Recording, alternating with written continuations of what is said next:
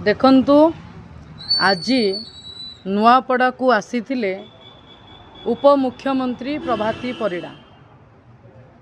प्रथम कथा प्रभाती मैडम को कही रखा चाहे, बोधुए मैडम प्रभाती परिड़ा ओडिया संस्कृति विषय रे जानी नाहांती, नहले मु कहिबी आज सी ओडिया संस्कृति को अपमान करिसंती।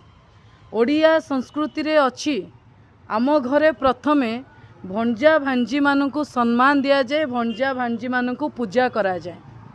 आपण मानकर मने थिबो जेतेबेले माणबसा गुरुवार हुए जो धान केंडा पूजा करा जाए ताकू रगड़ी की जो चाउल बाहर माई एवं मामू घरे अनेकी बसी तांती वर्षरे केतेबेले भंजा भांजी आसीबे, सेइतरु जाऊ तयारी हबो, सी खाइले घरर सौभाग्य बढ़िबो, घरर धन संपत्ति बढ़िबो, घरर ऐश्वर्य बढ़िबो।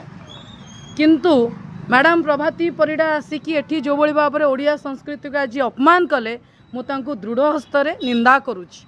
मु कही रखिबाकु चाहे बलंगा अंचल रे भी मैडम टिके जाइकी देखंतु प्रभाती मैडम बलंगा अंचल रे भणजिया भांजी मानकु को भली भाव में सम्मान दिया जाए। से बलंगार तो विधायिका ना। द्वितीय कथा कहबी विकासर कथा कहले, को विकासर कथा जेतबले मुख्यमंत्री आसुचंदी नुआपड़ारे पाद दउचंदी, एठी 20टी गाई मृत्यु होउछि, गोमातांकर मृत्यु होउछि, अशुभ संकेत माड़ी आसुछि। आज को अशुभ संकेत माड़ी आसीबो हम अपेक्षा करि रहिलु, भगवान को डाकुछु आउ न आसु। नुआपड़ावासी ऑलरेडी व्यस्त विव्रत अछंती। आगे मुख्यमंत्री जाई केउंझर विकास करंतु। केउंझरे आपण माने देखिथिबे जो भली भाबरे गोटे नाबालिका को गण दुष्कर्म करी रक्त बाहरुते गोड़रू रक्ताक्त अवस्था गोटे गछरे टांगी देले।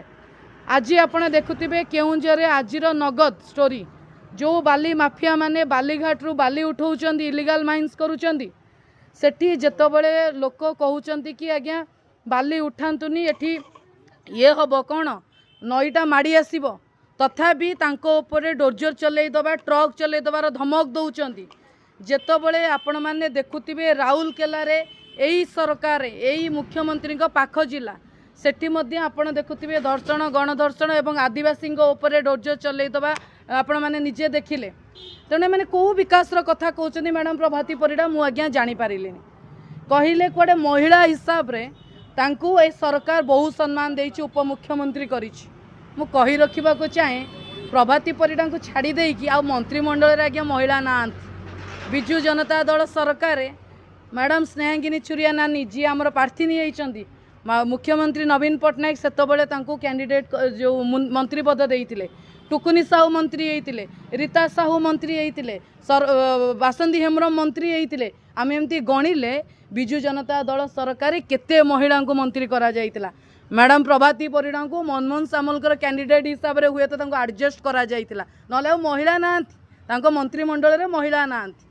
तेणु मैडम आसिक बड़ बड़ कथा कहवा अपेक्षा आज आज्ञा विकासर कथा कहले, विकास घर सुन जहाँ आज आसिक मुख्यमंत्री मोहन माझी कहिचंती कौन विकासर कथा नुआपड़ा रे जहाँ नवीन बाबू करथिले ताकू आउतरे पेपर पेन धरी फाइल धरिकी आसिक एठी बसिथिले। तेणु एमाने केवल मिछ कहती, जोरे जोरे मिछ कहती, बारंबार मिछ कहती, जो विषय रे नुआपड़ावासी जानी सारिचंती।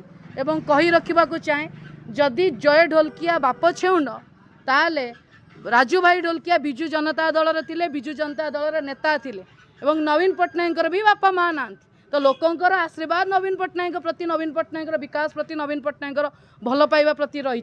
तेणु आगामी समय नवीन बाबू आसवाक जाउछंती, आपण पाखे देखिए नुआपड़ार पवन बिजु जनता दल स्नेहांगिनी छुरिया कहूँ आगामी समय भी पवन यही भाव में बोइब।